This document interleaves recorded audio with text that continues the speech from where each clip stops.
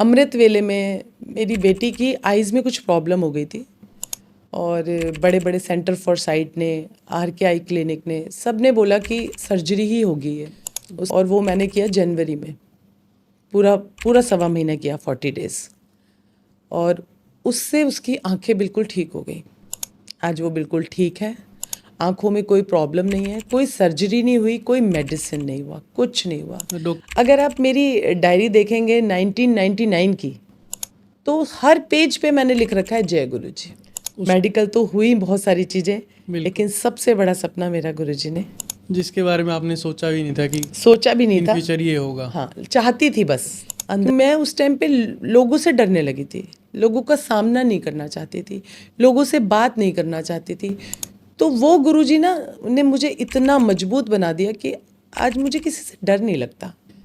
तो वहाँ पे 4 लोगों के साथ ही खिलाया, तो उस टाइम पे अच्छा नहीं लगा। हस्बैंड भी बोलने लगे कि ये सब क्या है, क्योंकि हम मेडिकल लाइन से हैं, तो हम हर वक्त 24 घंटे हमारे बीमारियां जो है ना इर्द गिर्द रहती हैं। बिल्कुल बिल्कुल। कोई टीबी का पेशेंट है, कोई लीवर का पेशेंट है, कोई HIV का पेशेंट है, और कितने सारे लोग प्रेमानंद महाराज जी के पास आ रहे हैं कि मेरे पास सब कुछ है, मैं खुश नहीं हूँ, मेरे पास अथाह पैसा है, पैसों की कोई कमी नहीं है। क्योंकि ज़्यादातर आपने और मैंने यही सुना है कि पैसा नहीं है तो लोग दुखी हैं। बिल्कुल। पर अब आप ये सुनेंगे कि पैसा है फिर भी दुखी हैं। बिल्कुल। तो आपको खुश रहना है ना, और आपको हेल्दी, अपना आपको हेल्दी रखना है। तो गुरु जी से, भगवान जी से, जिससे भी है, जो जहाँ पे भी देखो सब नाम एक ही है, जहाँ जो नाम आपको प्रिय लगता है आप उससे जुड़ जाइए। हेलो दोस्तों, कैसे हो आप सभी लोग। आज हमारे साथ गुरुजी की एक ऐसी संगत है जिनको आपने पहले कहीं ना कहीं देखा होगा। इन्होंने अपने भजन भी रिकॉर्ड करे हैं और इनकी लाइफ में मेडिकल इशू भी रहे हैं। इनके एक्सपीरियंस ऐसे रहे हैं जो एक मतलब झिझोड़ने वाले हैं और लाइफ को। तो जो गुरुजी की कृपा रही है वो इनके ऊपर बहुत ज़्यादा कृपा रही है, और इन्होंने अपने संगत ने अपने सत्संग शेयर करने के लिए हमें बताया है। तो आज हम इनसे मिलेंगे, इनके क्या एक्सपीरियंस रहे हैं गुरुजी से जुड़ने के बाद। तो आज हम मिलते हैं राजेश्वरी जी से। राजेश्वरी जी, कैसे हो आप? मैं ठीक हूँ, जय गुरु जी, जय शुक्राना गुरु जी। गुरु जी। आपकी लाइफ में गुरुजी से जुड़ने के बाद मतलब क्या एक्सपीरियंस ऐसा रहा है जो आपको लगता है कि हाँ वाकई ये गुरुजी ने ही किया है? सबसे पहले तो सारी संगत को, जो भी ये पॉडकास्ट देख रहे हैं, जय गुरु जी। गुरु जी का अनंतम अनंतम शुक्राना। गुरु जी की बहुत कृपा हुई है अंकल जी, उसका शब्दों में वर्णन करना, व्याख्यान करना इतना आसान नहीं है। पर फिर भी गुरु जी ने अगर मुझे ये मौका दिया है, ये अवसर दिया है, क्योंकि गुरु जी खुद ही कहते थे कि जो मैंने ब्लेसिंग दी है तू सबनू बता। तो मैं भी चाहूँगी कि मैं वो बताऊँ आपको, और ये अवसर मैं खोना नहीं चाहती थी, इसलिए आज गुरु जी ने मुझे ये दिया है अवसर। तो सबसे पहले तो गुरु जी से मैं 2016 में मिली। ओके। 2016 में गुरु जी ने मुझे अपने दरबार में बुलाया। हमें किसी ने बताया कि आप बड़े मंदिर जाइए। बड़े मंदिर गए। उस टाइम पे मैं बहुत बीमार थी, बहुत काफ़ी मेडिकल कॉम्प्लिकेशंस थे, और हम गए वहाँ पे और लंगर प्रसाद किया, लेकिन उसके बाद कनेक्शन प्रॉपर जुड़ नहीं पाया। राइट, फर्स्ट टाइम पे नहीं हो बस पाता। हाँ, फर्स्ट टाइम पे जुड़ नहीं पाया। हम एक ही बार गए और उसके बाद दोबारा कभी जाना नहीं हुआ। चाय प्रसाद लिया, लंगर प्रसाद लिया, लेकिन जिस वजह से मैं गई थी, जो प्रॉब्लम थी मेरे साथ, किडनी का प्रॉब्लम था, वो 2017 में बिल्कुल ठीक हो गया। ओके। हाँ, लेकिन उसके बाद गुरुजी का स्वरूप, गुरुजी के दर्शन, गाड़ी के पीछे जो गुरुजी लिखा होता है, यस, मुझे कभी नहीं दिखा, और ना ही कभी हम दोबारा गए बड़े मंदिर। तो गुरुजी की मर्जी होती है, तो उनको किसको बुलाना है किसको नहीं बुलाना वो तो। जी, 2022 में कुछ फैमिली प्रॉब्लम्स चल रहे थे और मैं बहुत परेशान थी, इतना ज़्यादा परेशान थी अंकल जी कि मैं जीना नहीं चाहती थी। अंधेरा अच्छा लगता था, किसी से बात करना नहीं अच्छा लगता था। मैं बहुत बहुत बोलती हूँ और बहुत हंसाती हूँ और बहुत हंसती हूँ, बिल्कुल। कितनी भी तकलीफ हो अंदर, मैं हंसना चाहती हूँ, खुश रहना चाहती हूँ और चाहती हूँ कि जो मेरे आसपास हैं वो सब खुश रहें। खुश रहे। लेकिन उस टाइम पे मैं बोलना नहीं चाहती थी। फ़ोन प्रॉपर साइलेंट रहता था और मुझे अंधेरा अच्छा लगता था। रात को 11 बजे के बाद मुझे लगता था कि बस बाहर निकलना चाहिए और कोई बातचीत नहीं, कुछ देखना नहीं, कोई टीवी नहीं।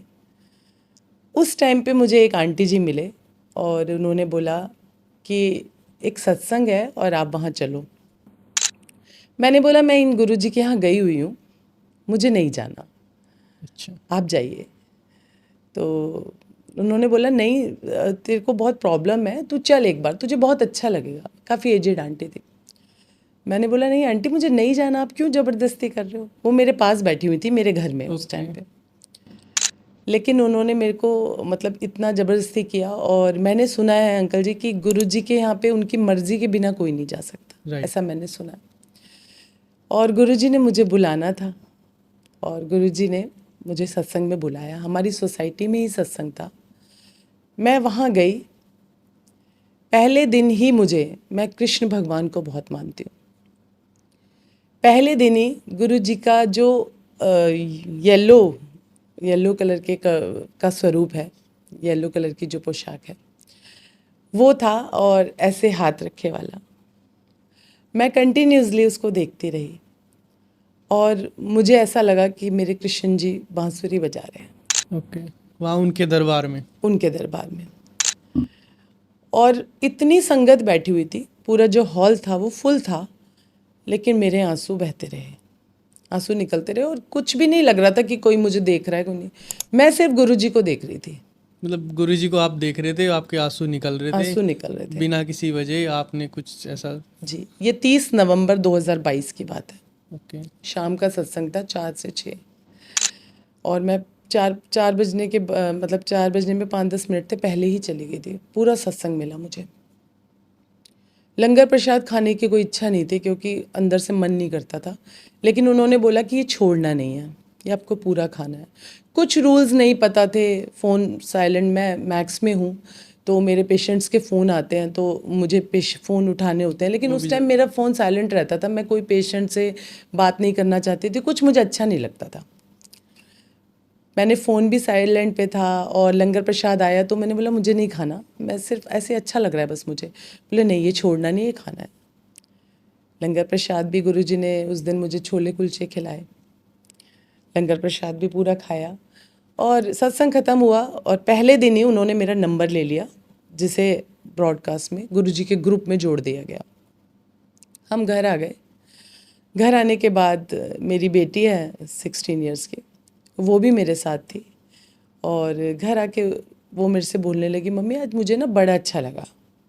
और अच्छा ये लगा कि सब कुछ जो खाने में मिला, चाय प्रसाद के साथ, लंगर प्रसाद के, वो सब उसका फेवरेट था। अच्छा।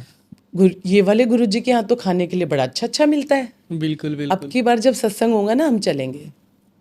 मैंने बोला ठीक है। और उसी दिन मैंने एक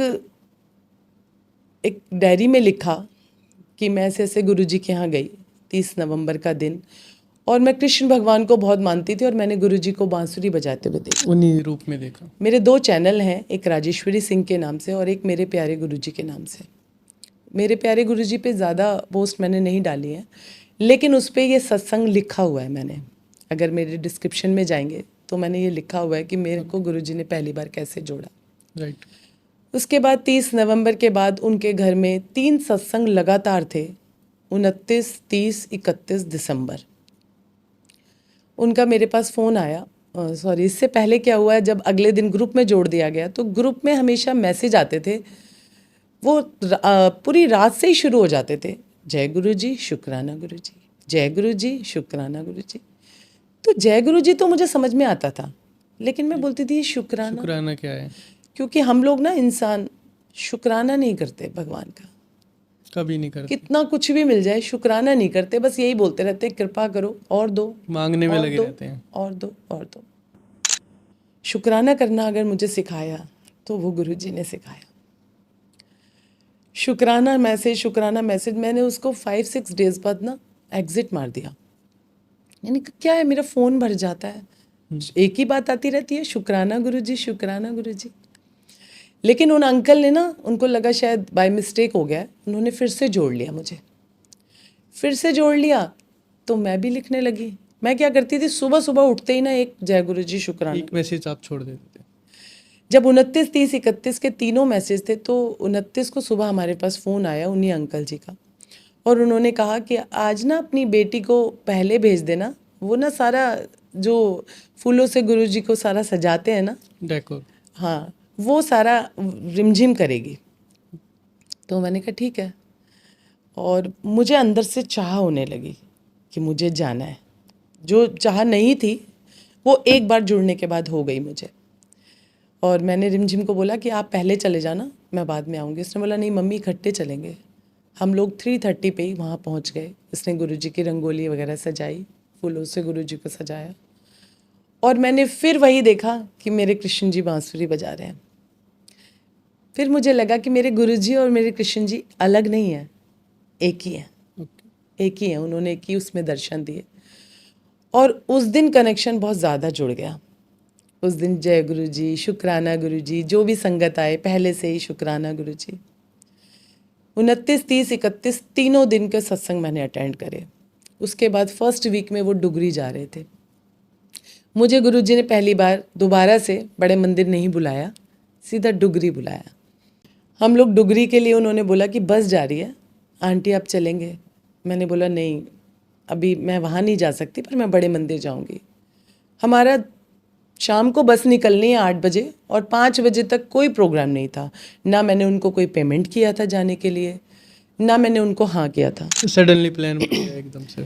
7 बजे वो मेरे घर आ गए और बोलने लगे कि 2 सीटें खाली हैं, आप जल्दी से चलो। मैंने बोला नहीं, अभी थोड़ा सा पैसों का भी प्रॉब्लम था। मैंने कहा नहीं। उन्होंने बोला हमें कुछ नहीं चाहिए आपसे, सब कुछ आ गया है, सब कुछ गुरुजी ने कर दिया, आप बस फटाफट चलो। मैंने एक जोड़ी कपड़े डाले और हम चले गए। जैसे ही बस में बैठे तो एक आंटी मिली, मीनू आंटी, और वो आज तक मेरी फ्रेंड है, बड़ी सिस्टर की तरह है। बस में मिली और हम डुगरी पहुंच गए। उससे पहले एक गुरुद्वारे में स्टे था, वहाँ नहा धो के डुगरी पहुँचे। वहाँ बहुत अच्छा लगा, बहुत अच्छा लगा, और जो प्रेम था वो आंसुओं से बह रहा था। वहाँ पे भी डुगरी में बहुत देर बिठाया, लंगर प्रसाद हुआ। वहाँ से अगले दिन घर आ गए। घर आने के बाद बीच में बहुत बातें हुई उन आंटी से। उन आंटी ने भी बताया हम कैसे जुड़े, और उन्होंने मेरे से भी पूछा कि आप कब जुड़े हो। मैंने कहा मैं तो पहली बार डुगरी आई हूँ।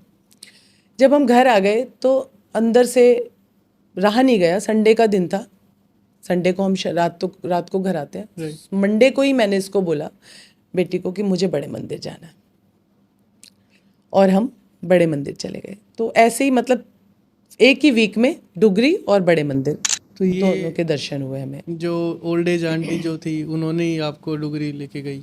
उन्होंने वो नहीं गई मेरे साथ। अच्छा। जबकि उन्होंने बोला कि जाएंगी, बस वो मुझे पहले सत्संग तक ले गई, और उसके बाद वो जाती हैं सत्संग में, बट इतना मैंने मतलब दोबारा कभी नहीं देखा उनको। इंटरेक्ट नहीं हुआ? हाँ, मिलती हैं वो, मुझे बात होती है, कल भी बात हुई है मेरी उनसे। Okay. लेकिन वैसे वो मुझे लगता है वो शायद हट कहीं गई ना हैं। कहीं आपको जोड़ने के लिए आई हाँ, हो, मुझे या जोड़ने ये के लिए एक जरिया बनाया था गुरुजी ने शायद। और उसके बाद फिर सत्संग होते रहे। मीनू आंटी के घर भी पहला सत्संग हुआ, वहाँ हम मिले, और फिर गुरुजी ने मेरे से अमृत वेला कराया। अमृत वेले में मेरी बेटी की आइज़ में कुछ प्रॉब्लम हो गई थी, और बड़े बड़े सेंटर फॉर साइट ने, RK आई क्लिनिक ने, सब ने बोला कि सर्जरी ही होगी ये। उस टाइम उसके 10th में थी वो, और सर्जरी बोल दी। गुरुजी ने मेरे से अमृत वेला कराया। अमृत वेले में मैं क्या करती थी, जो जल रखती थी, जैसे आज रखा सुबह, उस जल से मैं उसको बोलती थी कि इस जल से अपने आँखों में छींटे दो। और जो आरती थी, आरती से मैं उसको सोते सोते, वो सो रही होती थी, सुबह सुबह मैं 4 से 5 अमृत वेला करती थी। उसमें गुरुजी का 1 घंटे सत्संग लगाया, चाय प्रसाद बनाया, कड़ा प्रसाद बनाया, और वो मैंने किया जनवरी में, पूरा सवा महीना किया, 40 डेज़। और उससे उसकी आंखें बिल्कुल ठीक हो गई। आज वो बिल्कुल ठीक है, आंखों में कोई प्रॉब्लम नहीं है, कोई सर्जरी नहीं हुई, कोई मेडिसिन नहीं हुआ, कुछ नहीं हुआ। डॉक्टर ने सर्जरी बोल दिया था? मेरे पास प्रिस्क्रिप्शन है, अगर आप देखना चाहें तो आप कभी भी देख सकते हैं कि मेरे पास प्रिस्क्रिप्शन है कि उसमें सेंटर फॉर साइट का और डॉक्टर RK आई क्लिनिक उत्तम नगर दोनों का उसमें लिखा हुआ है कि सर्जरी ही होगी और कोई ऑप्शन नहीं है। दोनों आंखें काफ़ी ऊपर से स्वेलिंग आ गई थी, अभी बिल्कुल अभी बिल्कुल बिल्कुल ठीक है अभी। और उसके बाद फिर जुड़ते गए, मतलब इतने छोटे छोटे इतने सारे सत्संग हैं कि अगर हम बात करें तो कई दिन बीत जाएंगे। मैं गाती हूँ, 7-8 साल की उम्र से गाती थी, मतलब प्रोफेशनल नहीं।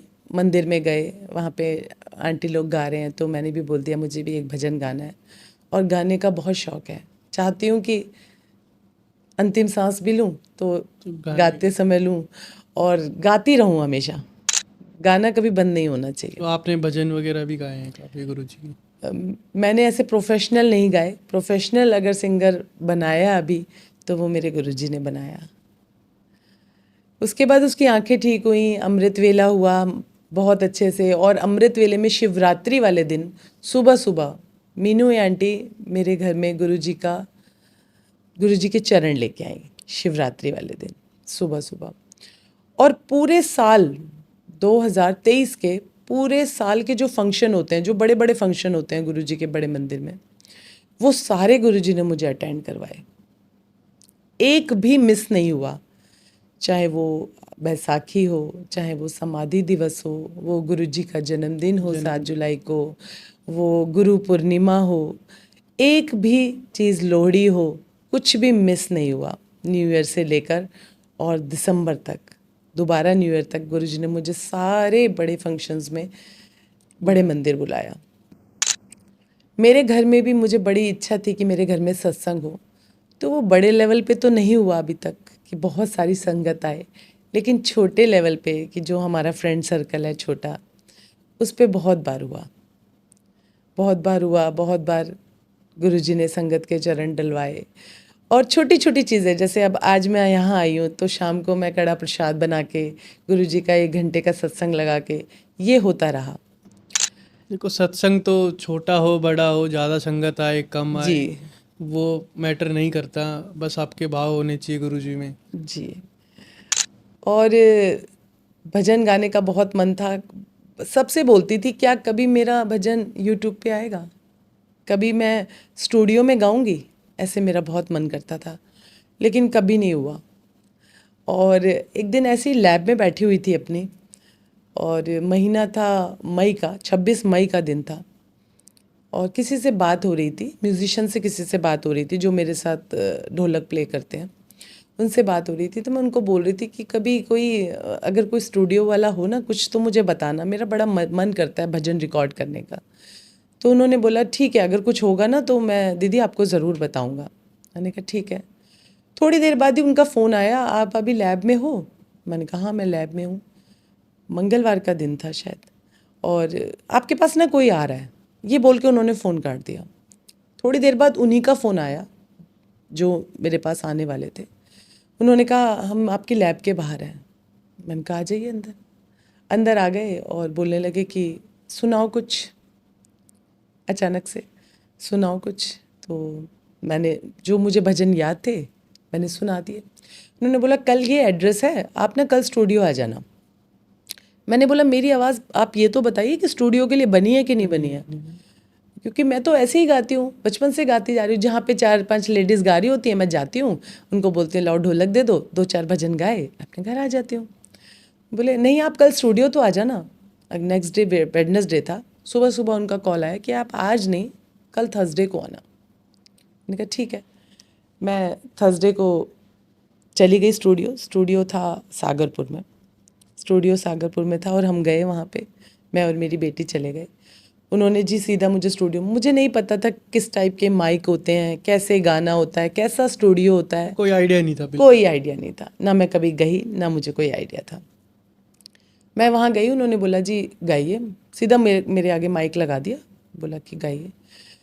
मुझे जो भजन आते थे, ऐसे कॉन्फिडेंस पूरा था, कोई नर्वसनेस नहीं थी, मैंने गा दिया। थोड़ा सा उन्होंने भजन गवाया और बोला कि ठीक है थोड़ी देर बाहर बैठिए। उसके बाद फिर बोले कि आप ना आ जाइए कल, और जो भी है भजन आपको गाने वो गा दीजिए। मैं एक बचपन में एक भजन गाती थी, गुरु जी नू मन के मैं गुरां वाली हो गई। अगर आप मेरी डायरी देखेंगे 1999 की, तो हर पेज पे मैंने लिख रखा है जय गुरु जी। उस टाइम पे सन 1999 के बात का बोल रही हूँ। मेरे पास डायरी है, बहुत भजन लिखे हुए हैं। वो आपने क्या मतलब ऐसे ही लिख दिया था या कुछ उसके पीछे कोई रीजन था कि कुछ नहीं। अगर मेरे पेरेंट्स जाते थे राधा स्वामी बाबा जी के यहाँ, मैं भी गई हूँ बचपन से, लेकिन मैंने वहाँ पे तो बाबा जी बोलते हैं, हाँ हाँ तो गुरु जी तो कभी मतलब मैंने सुना ही नहीं कि गुरु जी किसको बोलते हैं। और अगर हम मंदिर जाते हैं तो वहाँ हम पंडित जी बोलते हैं अगर कोई मिलते हैं तो। लेकिन मेरी हर डायरी के पेज पे लिखा हुआ है जय गुरु जी, जय गुरु जी, जय गुरुदेव भजन, जय गुरुदेव भजन। तो मैंने उनको बोला कि एक तो मुझे बांके बिहारी का भजन करना है और एक ही आप मेरा ये वाला कर दो, गुरु जी नू मन के मैं गुरां वाली हो गई, सुनो नी सहेलियों मैं गुरां वाली हो गई। ये भजन 2 रिकॉर्ड हुए और जून आ गया, उन्होंने मुझे दोनों ऑडियो दे दिए और बोलिए आप इसकी वीडियो बनवा लीजिए।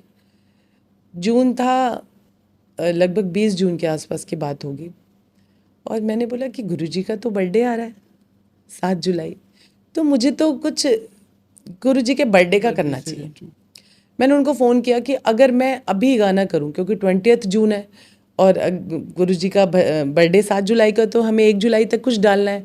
तो वो बोलने लगे कि आपको अभी कल परसों में ही ऑडियो करना पड़ेगा अगर आपको बर्थडे पे भजन रिलीज़ करना है तो। मैं पूरी रात बैठी रही और मैंने कहा मुझे कुछ लिखना है, लेकिन हम खुद नहीं लिख सकते हैं, ना हम खुद लिख सकते हैं, ना हम खुद बोल सकते हैं, नहीं कर सकते। एक दिन में नहीं, हम कभी भी नहीं कर सकते। ये सब जो करवाते हैं ना, ये परमात्मा करवाते हैं, गुरुजी ने करवाया। रात को 9 बजे मैं बैठी हूँ भजन लिखने और 1 बजे तक मुझे भजन लिखवाया अपने बर्थडे का सॉन्ग। अज रहमत की थी गुरुजी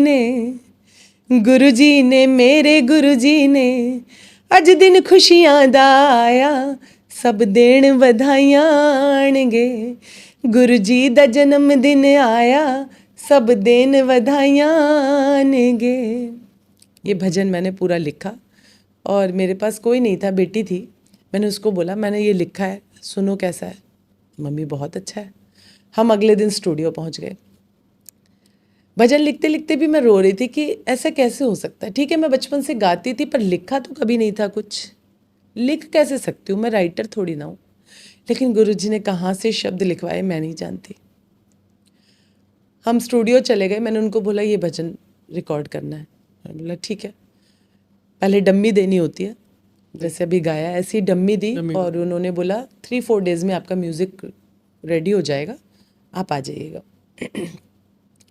जब मैंने वहाँ पे बोला कि ये वाले गुरुजी का मतलब वीडियो बनाना है, मैंने वहाँ गुरुजी का स्वरूप दिखाया अपने फ़ोन में, तो मुझे पता चला कि जो स्टूडियो के ऑनर हैं वो भी गुरुजी के यहाँ जाते हैं, लेकिन वहाँ कोई स्वरूप नहीं था गुरुजी का स्टूडियो में। तो मैंने अपने पर्स से एक छोटा सा स्वरूप निकाला और स्टूडियो में रख दिया। वो भजन का म्यूज़िक बना और बहुत ही अच्छा बना। म्यूज़िक बना 25 को और उन्होंने बोला फटाफट से हम आपका वीडियो भी बनाते हैं। अब मैं वीडियो के लिए देखने लगी कि मुझे गुरुजी का दरबार मिले। 1-2 संगत से पूछा तो उन्होंने बोला कि यहाँ पे RS द्वारका मोड़ पे एक है अंकल जी, उनके यहाँ पे एवरी मंथ ट्यूसडे को सत्संग होता है, विजय अंकल हैं, आप उनसे बात कर लीजिए। मैंने उनसे बात की, उन्होंने बोला जी बिल्कुल आ जाइए, गुरुजी का दरबार तैयार है, आप वीडियो बनाइए, कभी भी आइए। वहाँ पे हमारा वीडियो बना और 1 जुलाई को या 2 जुलाई को भजन रिलीज़ हो गया। उस दिन हैप्पी अंकल जी खुशी का ठिकाना नहीं था कि जो चीज़ मैंने 20 सालों से मैं सोच रही थी और मैंने कभी सोचा नहीं था कि ये पूरा होगा, ये सब होगा, वो गुरुजी ने पूरा करा दिया और बहुत कुछ दिनों में पूरा करा दिया। गाना भी लिख लिया आपने, बन भी गया और वीडियो भी बन गई, आपने उसको अपलोड भी कर दिया यूट्यूब पे। और मेरे पास कोई बहुत ज़्यादा पैसे भी नहीं थे, वो कितने कम पैसों में हो गया, कैसे हुआ, कहाँ से पैसे आ गए मुझे नहीं पता। और बहुत सारी संगत ने उसे सुना, मतलब पहले गाने पे और न्यू चैनल जिस पे 1000 सब्सक्राइबर भी नहीं थे, 1000 भी नहीं थे, वो थोड़े बहुत मैंने शॉर्ट डाले थे तो शायद 900 कुछ थे। उस पे वो गाना 5.6 के गया, 6 के व्यूज़ गए। और मुझे बहुत खुशी, व्यूज़ की मुझे कोई मतलब कुछ नहीं था, ठीक है व्यूज़ मिले, लेकिन वो जो मेरा सपना था, बहुत बड़ा सपना था, वो पूरा किया मेरे गुरुजी ने। जिस दिन वो रिलीज़ हुआ उस दिन मैंने वो गाना कम से कम 100 बार सुना, बार बार सुन रही थी और सबको लिख रही थी मेरे गुरुजी ने कर दिया, मेरे गुरुजी ने कर दिया, मेरे गुरुजी ने कर दिया, शुक्राना मेरे मालिक। तो ये मेरा बहुत बड़ा सपना पूरा हुआ। मेडिकल तो हुई बहुत सारी चीज़ें, लेकिन सबसे बड़ा सपना मेरा गुरुजी ने, जिसके बारे में आपने सोचा भी नहीं था कि सोचा भी नहीं इन था, फ्यूचर ये होगा। हाँ चाहती थी, बस अंदर से चाहती थी कि ये होगा, कभी ना कभी। ये कभी हो। लेकिन भगवान जी से भी बहुत प्रार्थना करी, पर गुरुजी ने तो मिनटों में कर दिया, बहुत अच्छा, जल्दी आप कर दिया। जब फर्स्ट टाइम गुरुजी से मिले थे तो वहाँ पे उसका क्या एक्सपीरियंस रहा था? कुछ मतलब ऐसा फील हुआ कि वाकई में ही गुरुजी है, या किसने मिलाया आपको वहाँ पे गुरुजी जी, के? मैं 30 नवंबर को ही मिली, जैसे मैंने बताया फर्स्ट टाइम। तो फर्स्ट टाइम जब मिली तो मैंने आपको बताया कि मैं कृष्ण जी को मानती थी। जब देखा तो बांसुरी बजाते हुए मिले। और सबसे बड़ी बात कि अंकल जब आप टूटे होते हो ना अंदर से, तो जहाँ से भी आपको कोई कड़ी मिलती है बिल्कुल बिल्कुल। कि जो आपको मजबूत बना सके, कि मैं उस टाइम पे लोगों से डरने लगी थी, लोगों का सामना नहीं करना चाहती थी, लोगों से बात नहीं करना चाहती थी। तो वो गुरुजी ना ने मुझे इतना मजबूत बना दिया कि आज मुझे किसी से डर नहीं लगता। और मैंने बहुत सारी संगत से यही सुना है कि गुरुजी से मिलने के बाद ना, गुरुजी सबसे पहले तो आपको स्ट्रॉन्ग करते हैं, आपकी हेल्थ ठीक करते हैं, फिर उसके बाद फैमिली है, वेल्थ है, बहुत सारी चीज़ें हैं जो वो ठीक करते हैं, लेकिन सबसे पहले वो आपको स्ट्रॉन्ग करते हैं। बिल्कुल बिल्कुल। जो मैं लोगों से मिलना नहीं चाहती थी, लोगों से डरती थी, जबकि मैं कहीं से भी गलत नहीं हूँ, पर फिर भी मुझे डर लगता था कि लोगों से बात करने में, कि लोगों से कैसे बात करूँ, लोगों से कैसे मिलूँ, क्यों बाहर जाऊँ। आज मुझे लगता है कि जो जीने की चाह खत्म हो गई थी, वो मुझे लगता है कि मुझे जीना है, मुझे घूमना है, मुझे जीना है, मुझे जल्दी जल्दी डुगरी जाना है, जल्दी जल्दी बड़े मंदिर जाना है, खूब सारे भजन रिकॉर्ड करने हैं। अभी जल्दी मेरे 2 भजन आने वाले हैं गुरुजी के। वो गुरुजी के भजन जो मैंने अभी भी, जो दोनों भजन आने वाले हैं, एक बर्थडे सॉन्ग है गुरुजी का और एक ऐसे ही है दूसरा भजन जो मैंने खुद ही लिखवाए हैं अभी गुरुजी। आने वाले हैं आपका? आने वाले हैं जल्दी ही। तो खूब मन करता है कि खूब गाऊं और खूब खुश रहूं अंदर से। मतलब खुश कर दिया गुरुजी ने। और ये तो मैं नहीं कहूँगी कि हाँ लग्जरी देते हैं गुरुजी, मैं नहीं कहूँगी कि जब हम भगवान से जुड़ते हैं तो भगवान जी ने हमें गाड़ी दे दी या घर दे दिया, तो मतलब सब कुछ दे दिया। ये देते हैं भगवान, सबको देते हैं, गुरुजी ने भी दिया है सभी को। लेकिन अगर मुझे ऐसा लगता है कि आप खुश हैं अंदर से, आप स्ट्रांग हैं, आप हमेशा कह रहे हैं कि मैं खुश हूँ, मेरे पास सब कुछ है, ना होते हुए भी पॉजिटिव ही सब कुछ होगा है, सब। पॉजिटिव है। कोई आपके पास अगर रोता हुआ आ गया, जैसे मेरे को देख के पता नहीं मेरे अंदर क्या है, मैं कुछ नहीं है मेरे अंदर, लेकिन गुरुजी ने ऐसा कर दिया कि किसी को भी कुछ थोड़ी सी तकलीफ होती है तो लोग मुझे जल्दी से बता देते हैं अपनी तकलीफ। और मैं उनको एक ही चीज़ बोलती हूँ कि भगवान दिखते नहीं है, लेकिन भगवान विश्वास है, राइट। गुरुजी विश्वास है। बिल्कुल। बहुत दिन तक जैसे गुरुजी से भी कोई जुड़ता है तो फिर हम मुझसे भी बोल देती हैं कई कई संगत की, हमारा तो ये काम नहीं हो रहा, अब मैंने जाना छोड़ दिया, ये काम नहीं हो रहा। अरे छोड़ो मत। आपके साथ कभी हुआ है ऐसा? हाँ, मेरे साथ ऐसा हुआ कि मतलब जब मैं जुड़ी तो उसके बाद मैं सबसे पहले कहूँगी कि मेरे साथ जो प्रॉब्लम थी वो मैंने आपको बता दी कि खुश नहीं थी मैं अंदर से। बिल्कुल और अगर आपके पास खूब पैसा है, सब कुछ है और आप खुश नहीं हैं तो वो बेकार है, बिल्कुल, सब बेकार। वो बेकार है। लेकिन मेरे साथ ये हुआ कि अरदास जो मैंने की थी वो तो पूरी हो ना हो उससे कोई फ़र्क नहीं पड़ता, लेकिन मुझे गुरुजी पे जब पूर्ण विश्वास हुआ, बहुत सारी संगत ने मुझे मिला, अरे तुम्हारी तो अरदास पूरी नहीं हो रही है, तुम जो मांगते हो वो पूरे नहीं हो रही, फिर तुम क्यों जाते हो। कई कई लोग ऐसे भी मिलते हैं, बिल्कुल बिल्कुल। मिलते हैं। लेकिन मुझे ऐसा लगा नहीं, गुरुजी ने मुझे, मैं जब भी भजन गाती हूँ किसी सत्संग में या कहीं पर भी जाती हूँ, मैं एक ही बात बोलती हूँ कि गुरुजी आपको मजबूत करते हैं अंदर से, और आप हर वक्त अंदर से एक ही आवाज़ निकलेगी कि मैं बड़ी मस्ती में हूँ, मैं बड़ी मस्ती में हूँ, गुरुजी ने पकड़ा हाथ मेरा, मैं बड़ी मस्ती में हूँ। जब गुरुजी आपका हाथ पकड़ लेते हैं ना, और आप मत पकड़ो उनका हाथ, उनको पकड़ने दो। हम अनजान हैं, हमसे छूट सकता है, हम नादान हैं, कहीं और कुछ अच्छा दिख गया तो उस तरफ मुड़ जाएंगे। बिल्कुल। लेकिन अगर गुरुजी पकड़ के रखेंगे ना, माता पिता बच्चे के हाथ पकड़ेंगे तो वो छूटता नहीं है। बच्चे पकड़ते हैं तो छूट जाता है। मुझे कभी ऐसा तो नहीं हुआ कि एक बार जुड़ने के बाद कि नहीं गुरुजी में कुछ बात नहीं है, मुझे नहीं लगा। मुझे ये लगा कि गुरुजी अंदर से स्ट्रॉन्ग करते हैं, आपको खुश रखते हैं, आप हमेशा खुश रहते हो। आपके पास काम है नहीं है, आपके पास जैसे बिजनेस है, कभी बहुत अच्छा काम आ गया, कभी नहीं आया। अप डाउन तो चलता ही रहता है। आपके पास आज पैसा है नहीं है, और बहुत सारी चीज़ें आती हैं, स्ट्रगल है, लाइफ है तो स्ट्रगल है, सब ठीक हो जाएगा। अच्छा, एक चीज़ मेरे को ये बताओ आप, जैसे गुरुजी के मंदिर में जब हम बड़े मंदिर जाते हैं तो वहाँ पे 4 जो लोगों को बैठा के खाना खिलाते हैं, तो आप भी कभी गए हो वहाँ पे, तो आपकी क्या फील रहा है वहाँ पे, मतलब क्या आपका लगा कि ऐसा क्या है वहाँ पे जो 4 लोगों को बैठा के खाना खिलाते हैं? जी, जब हम फर्स्ट टाइम गए ना 2016 में बड़े मंदिर, जैसे मैंने बताया, मैं, मेरे हस्बैंड और मेरी बेटी, तो वहाँ पे 4 लोगों के साथ ही खिलाया।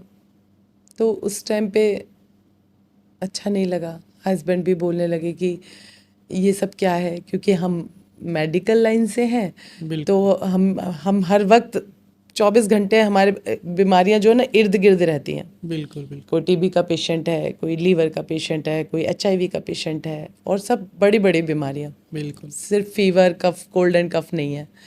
तो हमें लगा कि सब लोग एक साथ खा रहे हैं, कुछ किसी भी को हो सकता है कुछ भी मतलब। प्रॉब्लम हो सकती है। तो बस लंगर तो हमने कर लिया। उस टाइम हमने क्या किया, जो रोटी प्रसाद था उसको हमने हाथ में ले लिया, और उस टाइम हमने लंगर करके हम बाहर आ गए। और किसी संगत से पूछा भी नहीं कि ऐसा क्यों होता है, जबकि मैंने ये क्वेश्चन बाद में पूछा।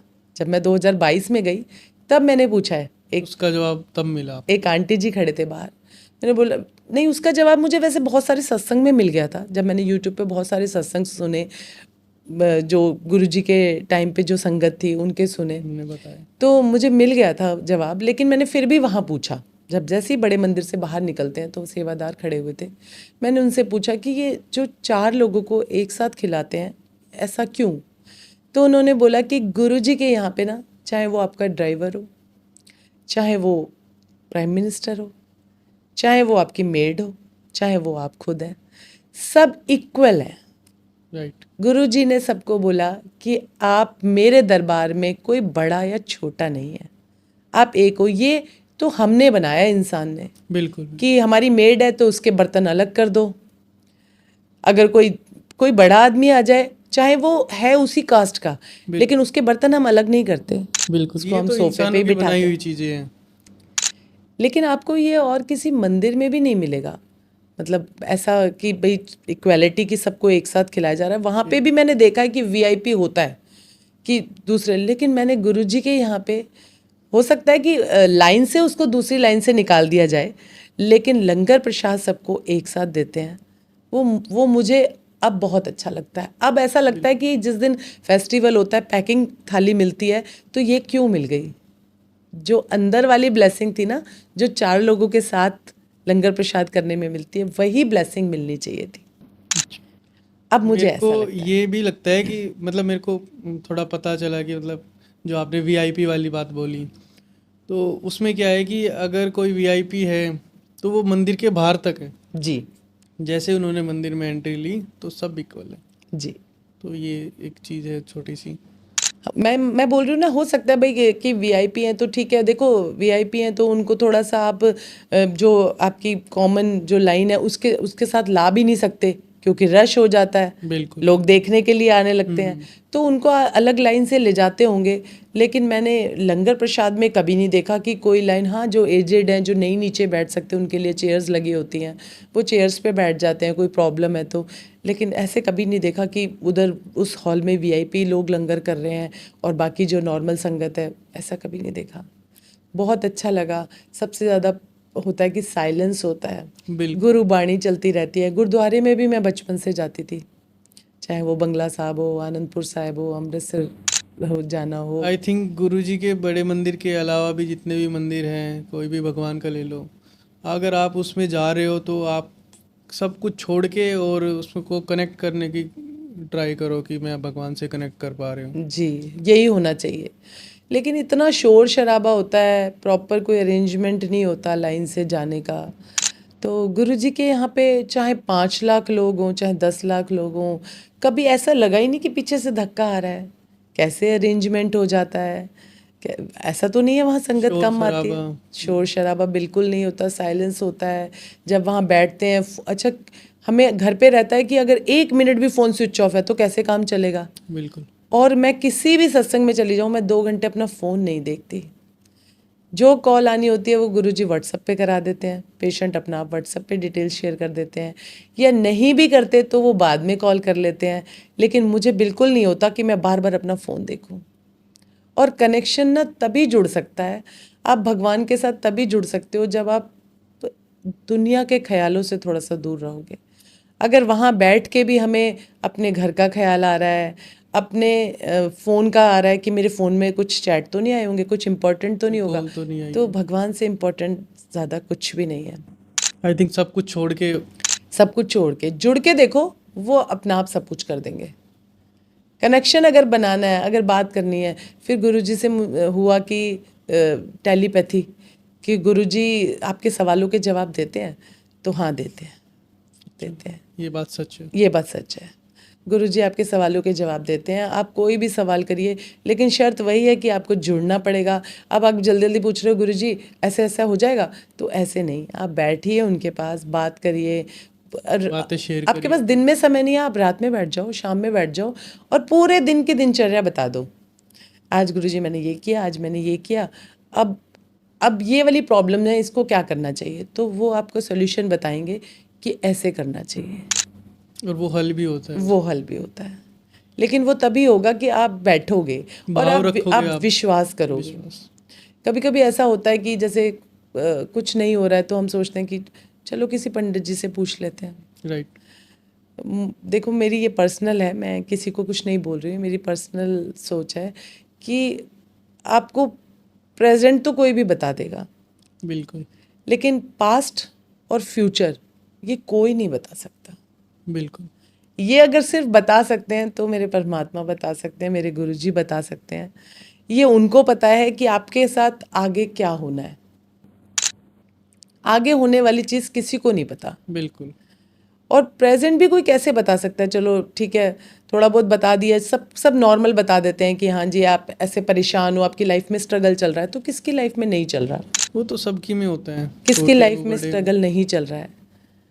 तो मुझे ऐसा लगता है बेकार है कहीं पे पूछना, कहीं भी जाना। गुरुजी के पास जाने के बाद बहुत कुछ मिला है अंकल, बहुत स्ट्रांग हूँ मैं। अब किसी को भी मिलवा दो, कोई अगर दुखी होता है तो मैं भी बोलती हूँ। बहुत सारे लोगों को मैंने अगर जल प्रसाद दिया और बोला गुरुजी के पास जाने के लिए, तो वो लोग गए हैं, जुड़े हैं, और उन्होंने बताया कि भाई हाँ हमारे को भी बहुत अच्छा लगा। अभी मेरी शॉप पर ही एक आंटी आ गई थी, उनको गुरुजी ने बेटा ब्लेस किया 3 बेटियों के बाद।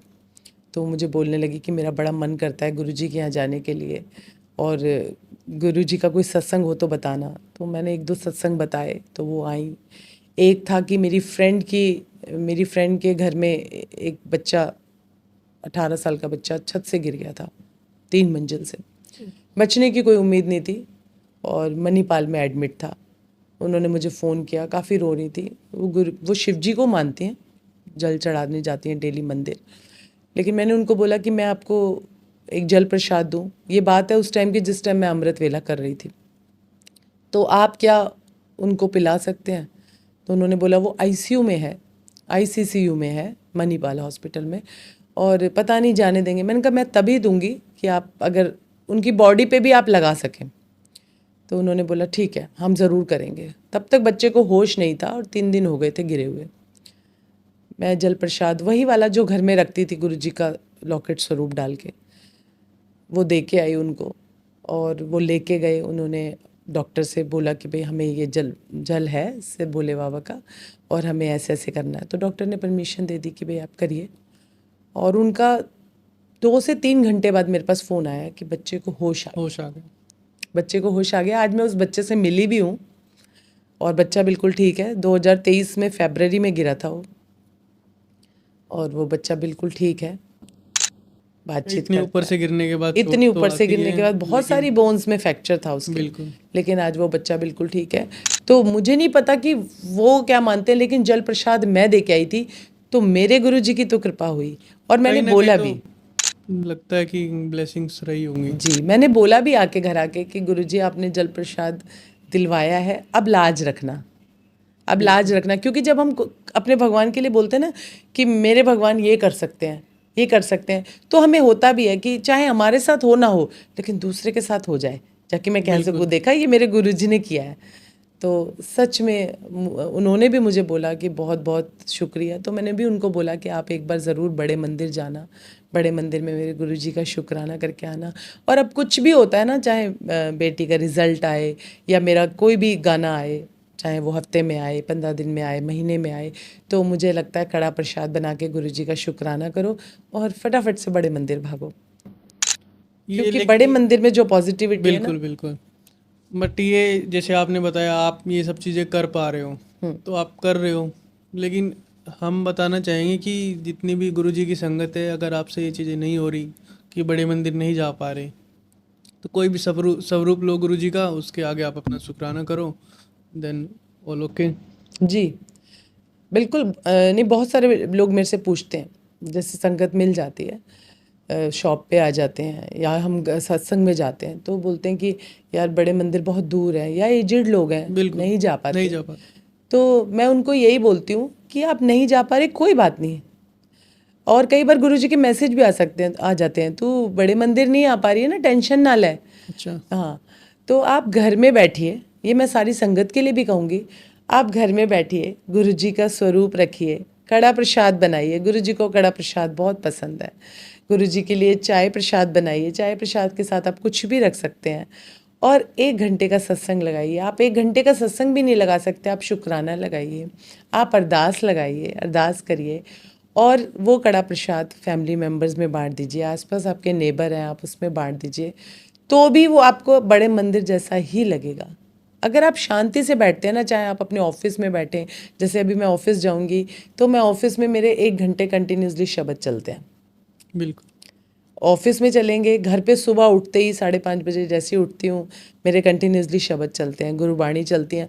तो वो पॉजिटिविटी वाला जो माहौल है ना, वो खुद बन जाता है, खुद बन जाता है। और अब कुछ नहीं लगता, कितनी भी बड़ी से बड़ी मुसीबत आ जाए अंकल, ऐसा लगता है कि ये कुछ नहीं है, ये कुछ तो नहीं। हमारे अंदर का भाव होता है कि मतलब हमें लगता है कि नेगेटिव चीज़ें चली गई, पॉजिटिव वाइब्स आ गई, तो ये तो चीज़ें अपने अपने अंदर की वो होती हैं।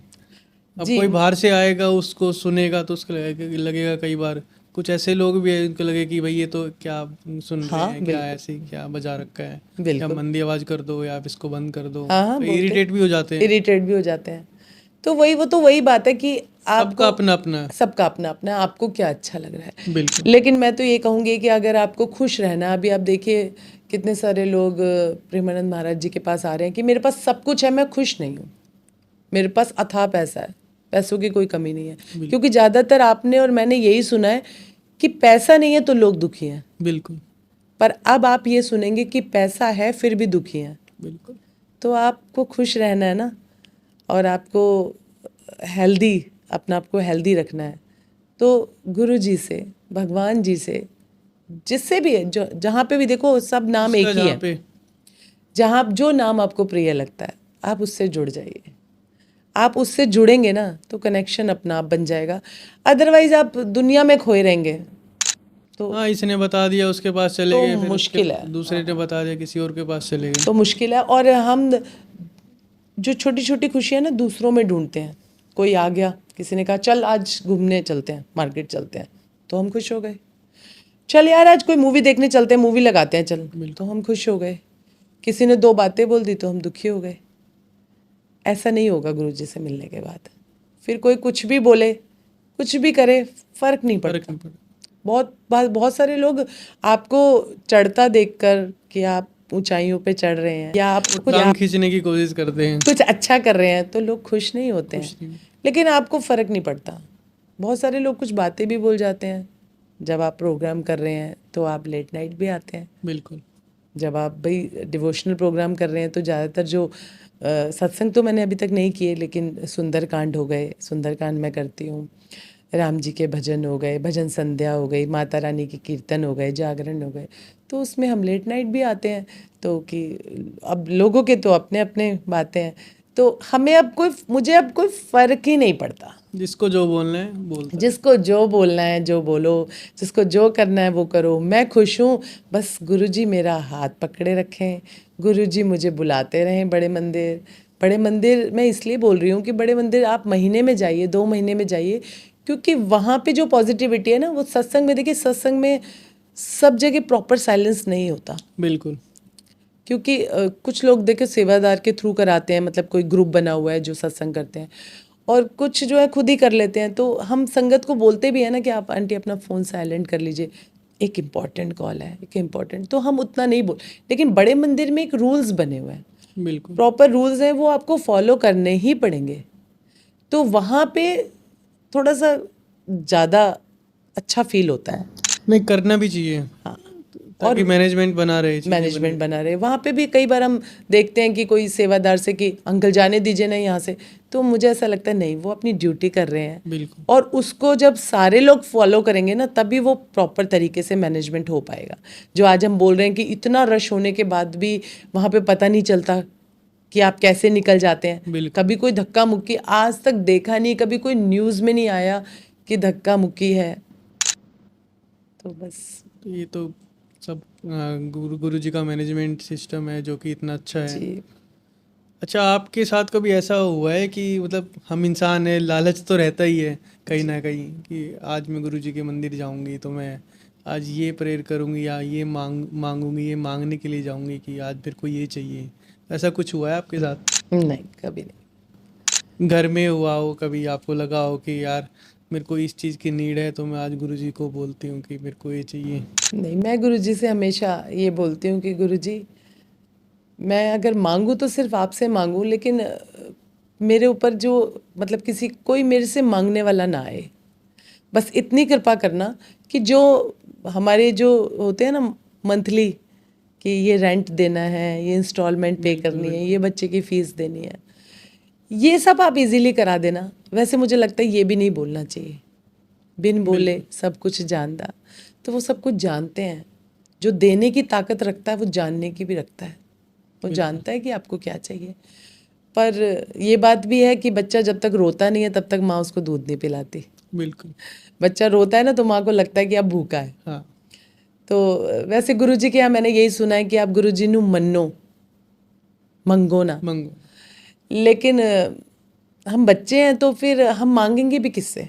आजकल तो कोई कुछ नहीं देता, बिल्कुल। आजकल को तो कोई आपको आशीर्वाद नहीं देता बिना स्वार्थ के, तो बाकी आपकी विशेष तो कोई क्या ही पूरी करेगा। बिल्कुल। तो जिसको हम पिता मानते हैं, जिसको हम कहते हैं कि मात पिता भाई बंधु तू मेरा, तो उसी से मांगेंगे ना, बिल्कुल, अपने से ही तो मांगेंगे। उसी से ही मांगेंगे, अपने से ही तो कहा जाता है। लेकिन फिर भी मैं तो यही बस इतना ही बोलती हूँ कि गुरुजी आप देख लेना, ये सब कुछ देना है देख लेना। बाकी अपने लिए कहूँ कि हाँ मुझे बड़ा घर या बड़ी गाड़ी, ये सब मैंने कभी नहीं मांगा। बिल्कुल, बहुत अच्छा। ये सब मैंने कभी नहीं मांगा।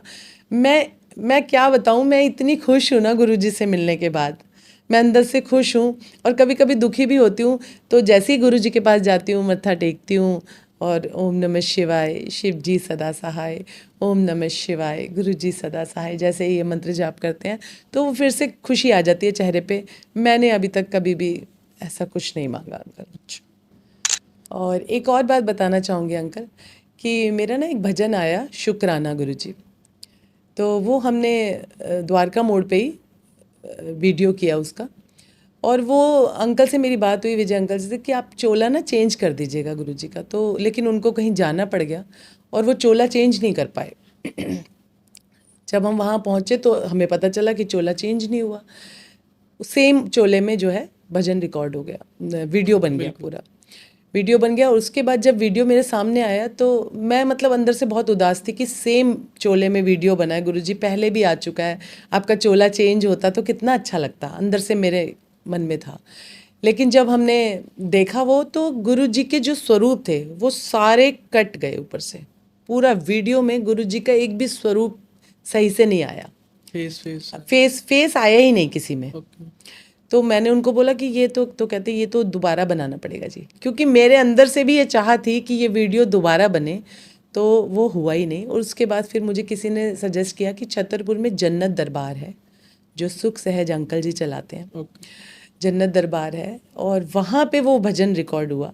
और जिस दिन मैं वहाँ गई, तो जो मैंने आपको बताया कि फर्स्ट डे जब मुझे गुरुजी के दर्शन हुए तो वो बांसुरी बजाते हुए वहाँ जो मुझे दरबार सजा हुआ मिला, तो उसमें गुरुजी के वहाँ पे कृष्ण जी का स्वरूप लगा हुआ था बांसुरी बजाते हुए। सेम।